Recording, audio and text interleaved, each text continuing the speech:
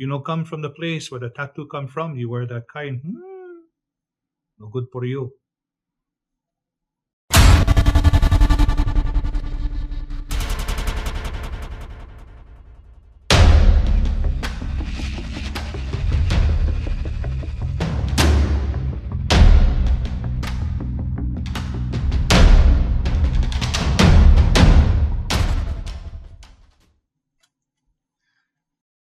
It's a tattoo convention. It's crowded. There are tattoo artists of every kind from every part of the world, every part of the continent. Rodney Andrade is of a kind of European descent that when he's out in the sun, even though he's fair skinned, he gets dark.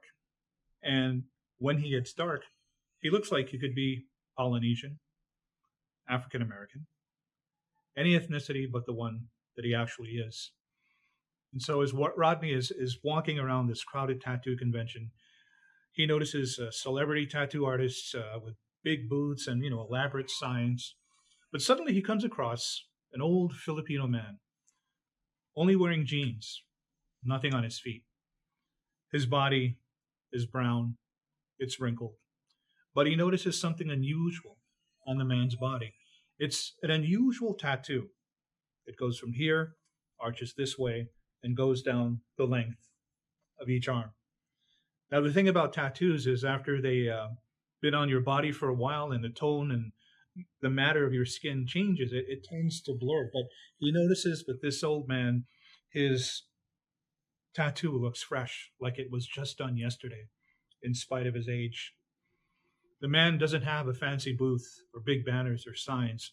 All he has is a fold-out table, an old cigar box that's open like this, and simple, dark, faded, wooden tattoo tools with the teeth on the end. There is a young Filipino girl sitting on the chair next to the table, and she's explaining to him that she is just now getting in touch with her Filipino culture, the true culture, and she wanted a traditional tattoo. And so the old man is doing it. The design is sublime, it's simple, but it's beautiful. As the old man is focused on putting this placement on this young Filipino girl's body, Rodney Andrade is taking pictures of that old Filipino man's tattoos. Click after click after click. And then he turns away, rushes through the crowd, finds the bathroom, locks himself in the stall, and is sitting there swiping through all the pictures of this Filipino tattoo on this old man's body. When he's done, he puts the phone away, opens the stall to leave, and standing there is the old Filipino man, glaring at him. The old Filipino man looks at him and says, "Not good. Put that kind on top of your body. Bad luck. If you no come from the place where the tattoo come from, you wear that kind. No good for you." Rodney Andrade doesn't listen, pushes past the old Filipino man, leaves the tattoo expo.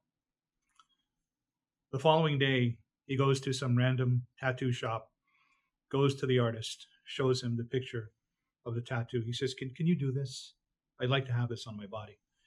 The guy looks at it examines the tattoo on Rodney's phone and says, yeah. And so it's placed here. And as the tattoo artist is looking at the design, he's working on putting it on Rodney's body. And pretty soon it's done, and it comes out really, really nice.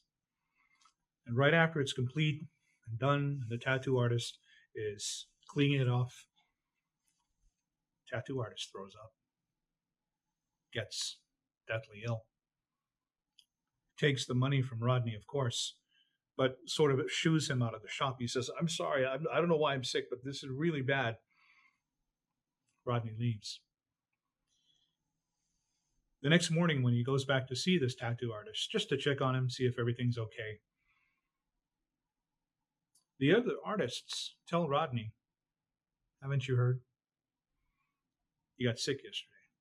And after he left the shop, driving home, he got into a horrible, horrible accident right near the H3. Thing is, when the authorities got there, They found his body about 20 feet away from the crash where it happened, but just his body. No one knows where his head went. His head is gone. They can't find it. After that, Rodney decides to stop at a swap meet nearby. He's walking through the swap meet and looking at everything and thinking about buying food items and other sort of knickknacks when he comes across this tarpaulin tent, this young Filipino couple. In the back of them is a van and they can hear kids. And he can just make out an old Filipino lady sitting just inside the van watching the kids. Those two people, that young couple, must be the grandchildren, at least one of them. And they see him walk by and he's checking out their items. And the one Filipino guy looks at him and says, "Wow, that's a nice tattoo." He goes, "Oh, yeah, I got it not too long ago at the expo.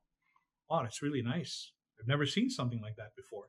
And then Rodney hears the old Filipino woman shout something in Filipino from inside the van. The young Filipino boy turns around, goes to the van and nods, and turns around and says, "Oh, that's my grandmother.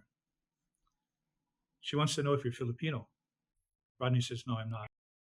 Then he hears the grandmother say something again, and the boy goes back to the van, comes back, and says, "My grandmother says, if you're not Filipino, you're not supposed to have that tattoo design."